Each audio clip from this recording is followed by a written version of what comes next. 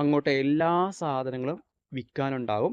നമുക്ക് ഇഷ്ടമുള്ളത് നമുക്ക് വാങ്ങിക്കാവുന്നതാണ്. അതുപോലെ ഒരുപാട് സാധനങ്ങളാണ് റോഡിന് 2 വശങ്ങളിലുമായി വിൽപ്പനയ്ക്കായിട്ട് വെച്ചിരിക്കുന്നത്.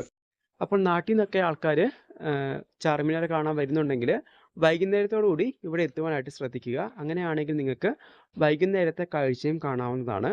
അതുമാത്രമല്ല പകൽ സമയത്തേക്കാൾ വില കുറവായിരിക്കും രാത്രി സമയങ്ങളില് ഇവിടെ. അതായത് പകൽ സമയത്തേക്കാൾ നല്ല റേറ്റ് കുറവാണ് രാത്രി സമയങ്ങളില്.